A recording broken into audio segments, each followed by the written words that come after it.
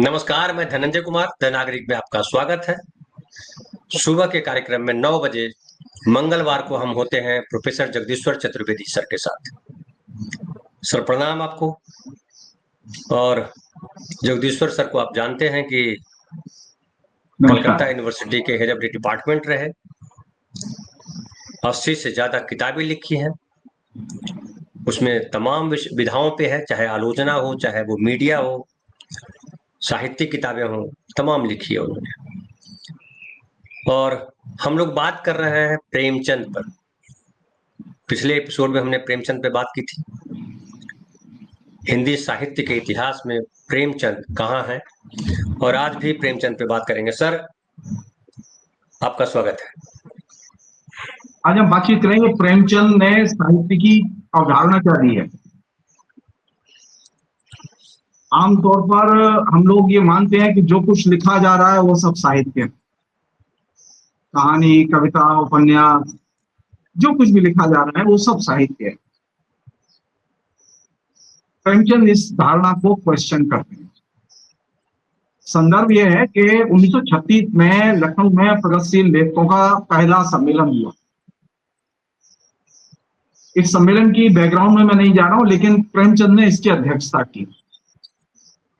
और साहित्य के उद्देश्य के तौर पर प्रेमचंद ने जो भाषण दिया, उस प्रेमचंद के इस भाषण का बहुत महत्व है। ये अफसोस की बात है कि हिंदी लिटरेचर के विद्यार्थी बहुत कम इसे पढ़ते हैं और समझते हैं। यहां तक कि हिंदी के अधिकांश आलोचक भी इसकी दृष्टि का एक तरह से पालन नहीं करते। कायदे से पालन होना चाहिए। मसलन एक छोटी सी समस्या है कि जब हिंदी और उर्दू दो बहनें हैं, इनमें सिर्फ लिपि का भेद है। तो सवाल यह है कि लिपि का भेद है तो साहित्य तो एक ही है। और जब एक ही साहित्य है तो साहित्य का इतिहास जब पढ़ाया जाता है तो उसमें उर्दू का इतिहास क्यों नहीं पढ़ाया जाता है? जब उर्दू का इतिहास पढ़ाया जाता है तो उसमें हिंदी का इतिहास क्यों नहीं पढ़ाया जाता? गंगा जमुनी संस्कृति है ना। तो गंगा जमुनी संस्कृति का जो रूप अलग हुआ प्रिंट टेक्नोलॉजी के आने के बाद, खासतौर पर प्रेमचंद इस तरफ भी अपने भाषण में ध्यान खींचते हैं। तो इस पर हमें सोचना चाहिए कि क्या हिंदी, जो कि हमने पिछले एपिसोड में ये बात कही थी कि हिंदी साहित्य के इतिहास का अगर कोई हमें परिप्रेक्ष्य बनाना हो और इतिहास दृष्टि विकसित करनी हो तो प्रेमचंद को आधार बनाने की जरूरत है।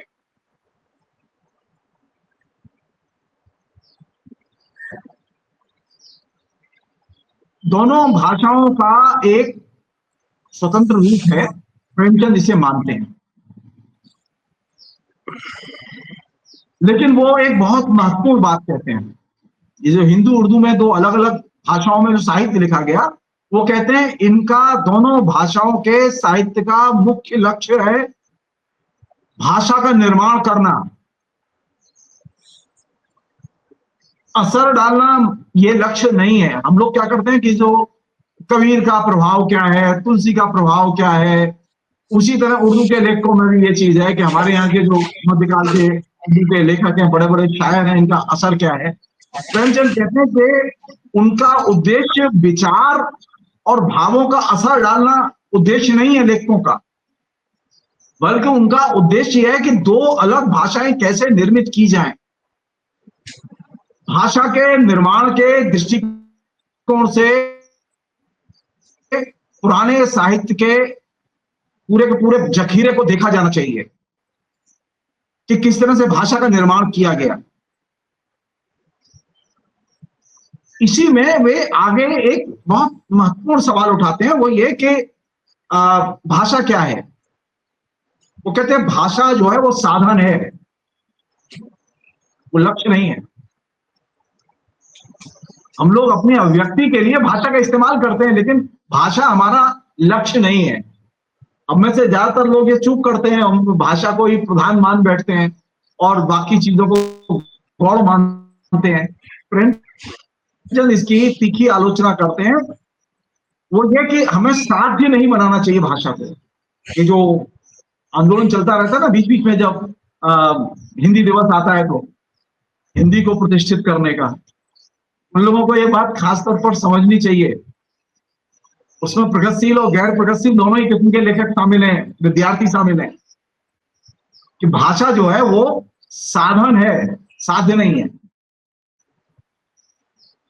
और जो इंपॉर्टेंट चीज है वो ये कि जिसे हम लोग कहते हैं ना एसेंस, मर्म, प्रेमचंद कहते हैं कि भाषा पर बात करते समय, भाषा में बात करते समय या किसी की बात सुनते समय हमें उसके भाव पर ध्यान देना चाहिए।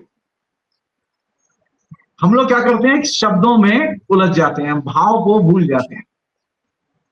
प्रेमचंद कहते हैं कि इंपॉर्टेंट चीज यह है कि भाव की ओर ध्यान दें।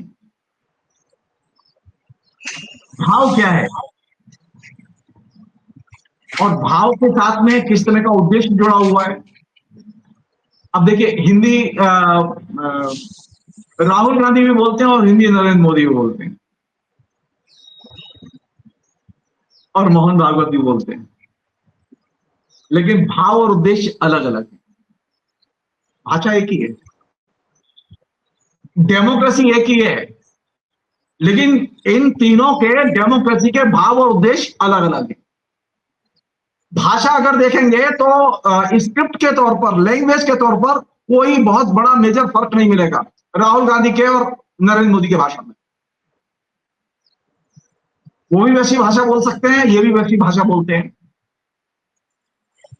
तो कौन सी चीज देखी जानी चाहिए, भाव और उद्देश्य। किस भाव और उद्देश्य से भाषा बोली जा रही है। डेमोक्रेसी के लिए सब लोग बात कर रहे हैं,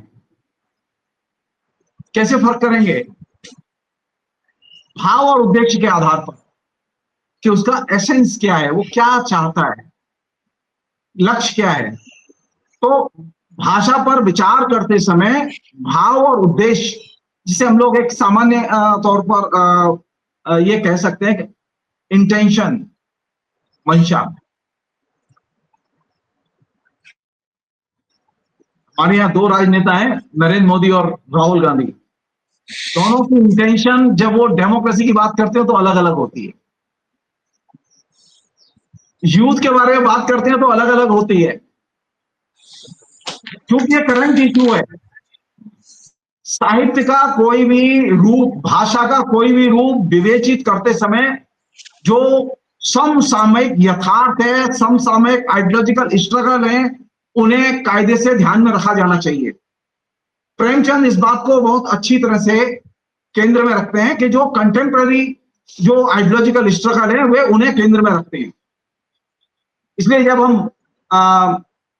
भाषा पर बात करेंगे, हिंदी पर बात करेंगे, तो हमें देखना चाहिए कि हिंदी तो बोल रहे हैं, सवाल यह है कि भाव क्या है, उद्देश्य क्या है, मंशा क्या है, या एक सामान्य तौर पर कहें जाना कहां चाहते हैं डेमोक्रेसी की बात करके। एक डेमोक्रेसी की बात करके डिक्टेटरशिप की तरफ जाना चाहता है, एक डेमोक्रेसी की बात करके डेमोक्रेसी को डिक्टेटरशिप से मुक्त कराने के रास्ते पर जाना चाहता है। दोनों के रास्ते एकदम अलग अलग हैं, लैंग्वेज एक है, यहां तक कि शब्द भी एक जैसे हैं। क्यों मैं ये बात कह रहा हूं, क्योंकि इंटेंशन बहुत महत्वपूर्ण है और एसेंस बहुत महत्वपूर्ण है लैंग्वेज में। हम लोग कहते हैं ना अपने किसी भी मित्र से चलते फिरते गाली दे देते हैं, तब भी वो बड़ा खुश होता है, चलो यार तुमने याद तो किया मुझे। वो बुरा नहीं मानता गाली का, क्योंकि वो जानता है ये गाली नहीं दे रहे हैं। तो भाषा जो है वो भाव में और इंटेंशन में रहती है, वो सिर्फ शब्दों का खेल नहीं है, पहली चीज। अब हम असली मसले पर आते हैं जिसको कि प्रेमचंद उठाते हैं, वो ये कि साहित्य किसे कहते हैं। प्रेमचंद इस बात को पर सवाल खड़ा करते हैं कि जो कुछ लिख दिया गया क्या वह सबका सब साहित्य है? नहीं। उनकी बहुत फेमस लाइन है, जो कि बहुत महत्वपूर्ण लाइन है और आज के संदर्भ में तो और भी ज्यादा महत्वपूर्ण है। ये 36 में कही गई बात है। वो कहते हैं, कोट, साहित्य उसी रचना को कहेंगे जिसमें कोई सच्चाई प्रकट की गई हो, भाषा प्रौढ़, परमार्जित एवं सुंदर हो, और जिसमें दिल और दिमाग पर असर डालने का गुण हो। साहित्य में यह गुण पूर्ण रूप से उसी अवस्था में उत्पन्न होता है जब उसमें जीवन की सच्चाइयां और अनुभूतियां व्यक्त की गई हों। अनकोट। अब मान लो आप सच्चाई तो व्यक्त कर रहे हैं लेकिन अनुभूतियां नहीं है, मतलब वो फील नहीं करते। लिटरेचर की जो सबसे बड़ी परीक्षा क्या है, तो वो आपके हृदय को स्पर्श करे, दिमाग को नहीं। अगर भाषा साहित्य कहानी पढ़ते समय, उपन्यास पढ़ते समय, कविता पढ़ते समय आपकी अनुभूतियों को वो स्पर्श नहीं करते, इसका मतलब है कि कोई चीज छूट रही है। हो सकता है उसमें सच्चाई हो लेकिन वो अनुभूतियां न हो। उसी तरह हो सकता है अनुभूति सही हो लेकिन सच्चाई न हो। तो अनुभूति और सच्चाई दोनों का होना लिटरेचर के लिए बहुत जरूरी है, और उसके पास में एक अच्छी प्रौढ़ भाषा हो। कैसी भाषा होनी चाहिए? फील और दिमाग पर असर डाले। अब बहुत सारा ऐसा साहित्य भी है जो खूब बिकता है, हॉटकेक की तरह बिकता है। प्रेमचंद पूरे अभी कुल मिला के जितने नहीं बिक पाए, उतना अकेला जो है वो पॉपुलर जो नॉवेल है जिसे बाजारू साहित्य कहते हैं वो बिक जाता है। प्रेमचंद के जमाने में भी यही हाल था, आज भी यही हाल है। साहित्य की परीक्षा कहाँ है? साहित्य की परीक्षा यहां पर है, प्रेमचंद के अगर भाषा में कहें, दिल और दिमाग पर असर डाले। सच्चाई और अनुभूति का सम्मिश्रण और दिल और दिमाग पर असर डालने की क्षमता वाली भाषा अगर आपके पास है तो वह साहित्य है। एक अन्य चीज है जिस पर कि वे सारी बातों पे एक बहुत महत्वपूर्ण बात कहते हैं, जिसे हम लोग अपनी लाइफ में अब तक शेयर करते रहे और उसी पर काम करते रहे। और निरंजन आपके जैसे अनेक लेखक हैं, पत्रकार हैं जो उस पर काम करते हैं। उन्होंने कहा कि प्रेमचंद ने सवाल खड़ा किया कि साहित्य की बहुत सी परिभाषाएं की गई हैं, पर मेरे विचार से उसकी सर्वोत्तम परिभाषा जीवन की आलोचना है। ये जो जीवन की आलोचना, ये बहुत ही जिसे कि लोडेड या वजनदार शब्द है अपने आप में। अच्छा, हमारी आजकल स्थिति क्या हो गई है? हम तो सामान्य तौर पर जीवन की आलोचना से बचते हैं कि देखो नाराज ना हो जाए, देखो पुलिस ना पकड़ ले जाए, देखो सरकार विज्ञापन बंद न कर दे। साहित्यकारों में एक बड़ा हिस्सा ऐसा पहले भी था, आज भी है, जो जीवन की आलोचना करने से कतराता था। अच्छी भाषा, सुसंगत भाषा, अच्छा आर्ट फॉर्म, अच्छा सब्जेक्ट, लेकिन कोई जीवन का क्रिटिसिज्म नहीं, वो साहित्य नहीं। साहित्य का लक्ष्य है जीवन की आलोचना विकसित करना। वो चाहे प्रेमचंद कहते हैं वो चाहे निबंध के रूप में हो, चाहे कहानियों के या काव्य के, उसे हमारे जीवन की आलोचना और व्याख्या करनी चाहिए। ये जो आलोचना और व्याख्या करनी चाहिए, ये जो स्पिरिट है, ये स्पिरिट तो बहुत महत्वपूर्ण स्पिरिट है। जब आप जीवन की आलोचना और व्याख्या करेंगे तो उसमें से हमेशा नई चीज निकलेगी, हमेशा उसमें से पुनर्व्याख्याएं निकलेंगी।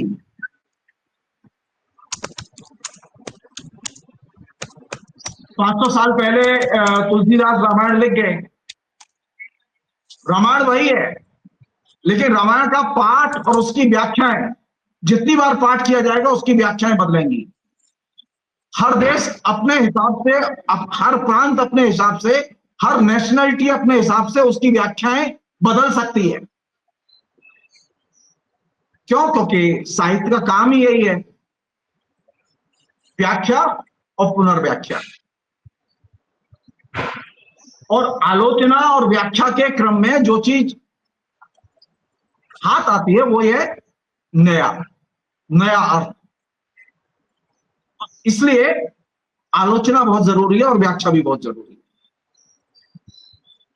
अब एक बहुत ही डिबेट का हिस्सा है, बहुत ही महत्वपूर्ण हिस्सा है, जिसको प्रेमचंद ने उस भाषण में उठाया है। वो ये कि हमारे यहाँ तकरीबन 1800 वर्ष तक संस्कृत साहित्य में और हिंदी साहित्य में तकरीबन 200 साल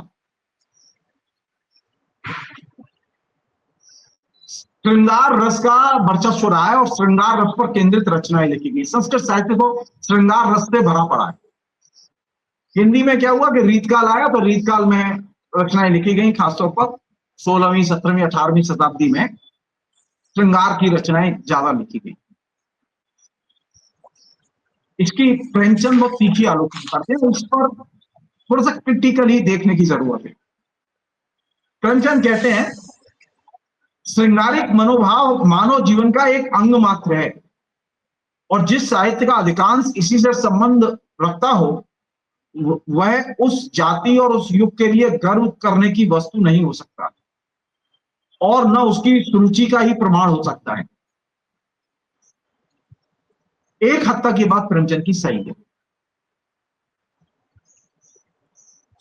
लेकिन एक चीज इसमें ऐड करनी है कि ये जो श्रृंगार साहित्य है, ये श्रृंगार साहित्य सिर्फ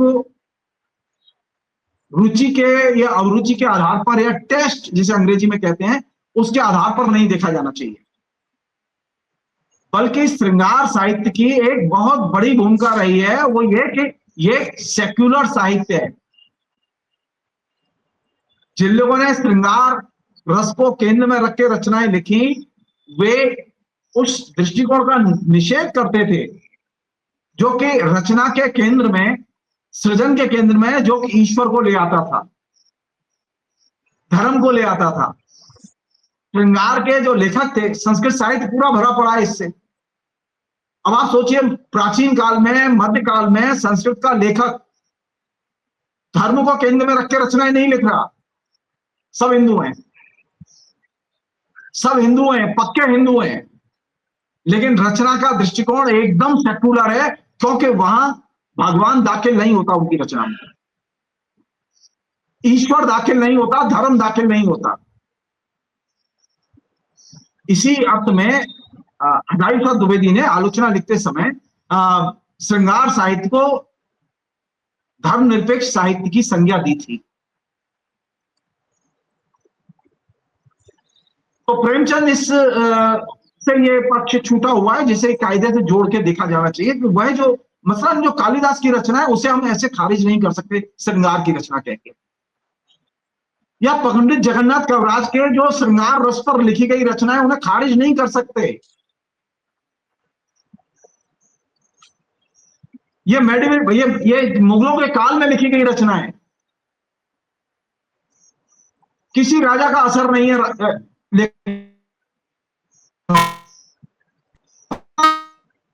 वो किसी राजा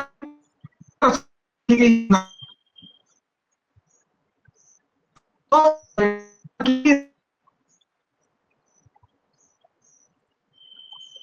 ये भाषा में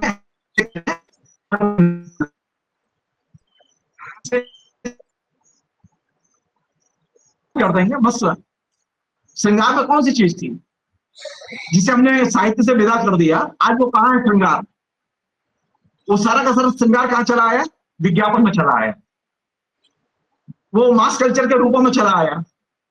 कौन सी चीज है जो विज्ञापन में सबसे ज्यादा बिकती है? भाव भंगिमा, सौंदर्य की चीजें। यानी जिन चीजों को लेकर पूरा का पूरा 1800-1900 वर्ष का साहित्य रचा गया, उसकी जो तमाम बेहतरीन चीजें थी उनको किसने अडॉप्ट किया? कैप्लिन ने अडॉप्ट किया, कैप्लिन के मीडियम्स ने अडॉप्ट किया, जेनर ने अडॉप्ट किया। और यहां से अगर आप देखेंगे तो आज श्रृंगार जो है बहुत पावरफुल मीडियम है। विज्ञापन तो श्रृंगार के बिना बन ही नहीं सकता और विज्ञापन के बिना कैप्लिन चल नहीं सकता। साहित्य से आपने क्या किया? श्रृंगार रस को अपदस्थ कर दिया। कहां चला गया वो फिल्म में चला गया। वो सीरियल में चला गया, वो विज्ञापन में चला गया और उसने पूरे के पूरे मास कल्चर के क्षेत्र को एक तरह से प्रभावित किया। इस चुप और उसने क्या किया, समाज के सेकुलराइजेशन में मास कल्चर की, मास मीडिया की बहुत बड़ी भूमिका है। और उसका इंस्ट्रूमेंट कौन है? श्रृंगार। ये जो चीज है, ये चीज समझने की है कि श्रृंगार रस की रचनाएं वे सिर्फ रिजेक्ट करने वाली रचनाएं नहीं है, उनकी बहुत महत्वपूर्ण भूमिका रही है समाज के सेकुलराइजेशन में, ये स्मृतियों पुराणों के बंधनों से मुक्त करने में। आज आप एक किताब से परेशान है, मनुस्मृति से परेशान है। आप सोचिए उस मध्यकाल को, आप सोचिए उस प्राचीन काल को जब मनुस्मृति का दबदबा था, तो वहां लेखक मनुस्मृति से प्रभावित होकर रचनाएं नहीं लिख रहा था।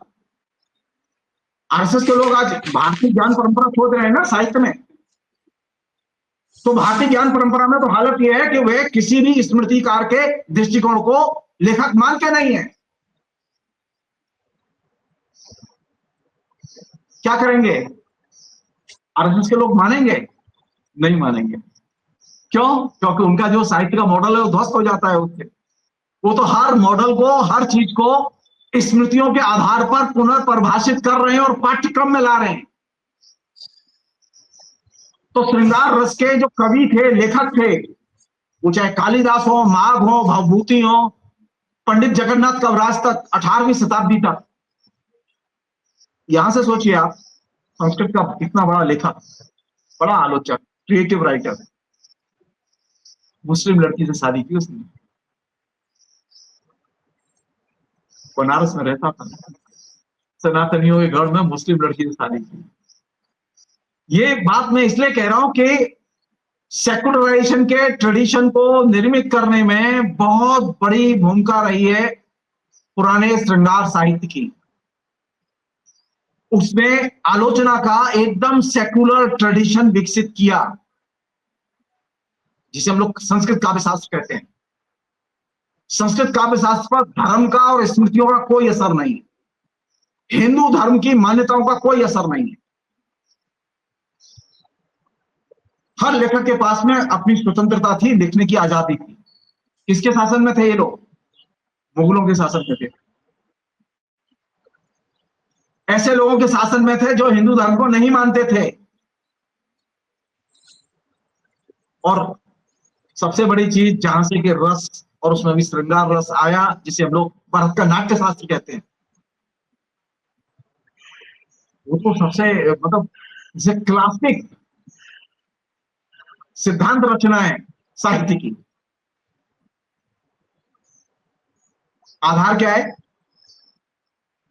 धर्म आधार नहीं है वहां, नाटक का आधार धर्म नहीं है, धार्मिक दृष्टिकोण नहीं है। आप सोचिए, वहां कोई सेकुलर डिस्कशन करने वाला नहीं था, वहां कोई चैनल नहीं थे। किस चीज पर जोर है? सामान्य सी चीज, मैं इस बात को रख रहा हूं मैं आपके बीच में, लेखक जिस विषय पर चाहे जैसे चाहे लिखे, उसके सामने चॉइस थी, वो श्रृंगार पे लिखना चाहे श्रृंगार पे लिखे, वीर रस पे लिखना चाहे वीर रस पे लिखे। अब ज्यादातर लेखकों ने श्रृंगार रस का रास्ता चुना। उसका एक बड़ा कारण था कि श्रृंगार रस पर लिखी गई रचनाएं जीवन शैली को धर्मनिरपेक्ष जीवन शैली में रूपांतरित करने में मदद करती हैं। एक छोटा सा उदाहरण देते हैं हम इसको, और इस बात को उदाहरण के तौर पर रख के मैं इसे कंक्लूड करूंगा। वो ये कि आप जो मुख्य चरित्र है अभिज्ञान शाकुंतलम का, दुष्यंत और शकुंतला, भरत पैदाइश किस अवस्था में हुए? शादी के बिना, लव मैरिज। सोचिए आप, किसे नायक बनाया जा रहा है? विवाह का जो ढांचा है उसे वो मानने को तैयार नहीं है। ये जो क्रिएशन है लेखक का, वो क्रिएशन जो है वो बहुत महत्वपूर्ण है। ये जितने 5 पांडव थे ना, 5 पांडव कहां से पैदा हुए? उनके पिता अलग अलग हैं।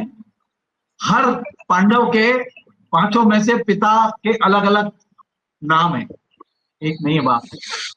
और बाप वह है जो कि जिससे फेरे नहीं पड़े।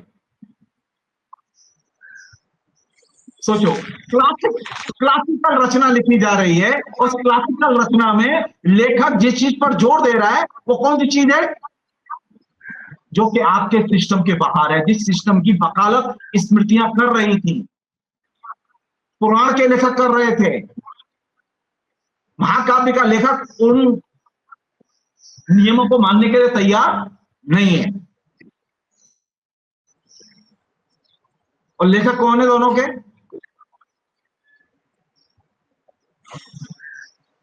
रामायण का लेखक कौन है? वाल्मीकि। महाभारत का लेखक कौन है? वेद व्यास और दोनों सूर्य।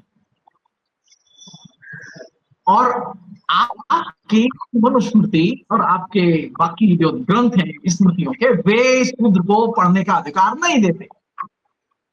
और वही उसी वर्ग से आए हुए लोग, 2 लोग, वे महाकाव्य लिखते हैं। और ऐसा महाकाव्य लिखते हैं जो कि स्मृतियों के बनाए नियमों के एकदम परे है, बाहर है। इसे जो चीज मैं शेयर करना चाहता हूं वो ये कि जो अहिंसा मूलक जो दृष्टि है वो बहुत महत्वपूर्ण सेकुलर दृष्टि है। उसका एक लंबा ट्रेडिशन है। उसे सिर्फ श्रृंगार साहित्य कह के छोटा करके या कम करके देखने की जरूरत नहीं है। क्योंकि हमारे यहाँ नहीं तो फिर हम सबसे देखेंगे धर्मनिरपेक्ष साहित्य को, धर्मनिरपेक्ष दृष्टिकोण को। क्या हम तभी से देखेंगे जैसे राजा राममोहन राय आए? नहीं। धर्मनिरपेक्ष दृष्टिकोण की और धर्मनिरपेक्ष जीवन शैली की बहुत लंबी परंपरा है और इसका व्यापक इंपैक्ट रहा है जीवन मूल्यों पर। उसके बाद ही ये हमारे एक संविधान का हिस्सा बनी। अंत में वो ये कि ये जो श्रृंगार का साहित्य है जिसकी कि मैंने आपसे चर्चा की, वो ये कि इन श्रृंगार की रचनाओं के बारे में नए सिरे से सोचा जाना चाहिए। आप नहीं सोचते तो इसका मतलब ये नहीं है कि बाकी जो क्रिएटिव लोग हैं वो नहीं सोचते। मैं क्रीम नहीं लगाता, इससे क्या हो जाएगा? लोग क्रीम लगाना बंद कर देंगे। प्रेमचंद क्रीम नहीं लगाते थे क्योंकि हम समझ सकते हैं प्रेमचंद की स्थिति अच्छी नहीं थी। लेकिन क्या विज्ञापन नहीं आए? क्या विज्ञापन नहीं छपते थे? कैप्टन में श्रृंगार एक बहुत महत्वपूर्ण इंस्ट्रूमेंट के तौर पर, जैसे कि वो मध्यकाल में बहुत महत्वपूर्ण इंस्ट्रूमेंट था साहित्य का और सृजन के रूपों का, जो पूंजीवादी युग के जो बड़े मीडियम है उनका वो बहुत महत्वपूर्ण इंस्ट्रूमेंट है। इसे श्रृंगार रस पर ट्रेडिशनल ढंग से सोचने की जरूरत नहीं है जैसे प्रगतिशील लोग सोचते रहे। उसके दायरे से बाहर निकल के सोचने की जरूरत है। प्रगतिशीलों में बड़ा हिस्सा रहा है जो कि इस सब को खारिज करता रहा है। मैं संयोग से नहीं मानता इस बात, क्योंकि हमारा मानना है कि वो बहुत महत्वपूर्ण परंपरा है और उस परंपरा का कायदे से नए दृष्टिकोण से मूल्यांकन किया जाना चाहिए। सवाल रईसों का और अमीरों का नहीं है। कद्रदान कौन है रचना के? आधुनिक काल में तो रईस और अमीर लोग कद्रदान नहीं है, बल्कि साधारण पाठक, साधारण मिडिल क्लास के लोग, लोअर मिडिल क्लास के लोग साहित्य के पाठक हैं और वही कद्रदान है। उनके बीच में साहित्य जाता है, उनके बीच में लेखक को अपनी जगह बनानी होती है, उसने जगह बनाई है। तो क्या हम पाठक की अभिरुचियों को, उसके चयन को, उसकी सोचने की, समझने की क्षमता को विकसित करने के लिए परंपरा का आज, पुराने साहित्य का आज नए सिरे से मूल्यांकन करने के लिए तैयार हैं? अगर हम तैयार हैं तो साहित्य की नई परिभाषा गढ़ी जा सकती है। फिर मैं प्रेमचंद की बात पर लौटूंगा। हमारी इंटेंशन क्या है? प्रेमचंद की उत्तम इंटेंशन थी प्रगतिशील साहित्य की धारणा विकसित करना। हम आज इससे आगे आ गए।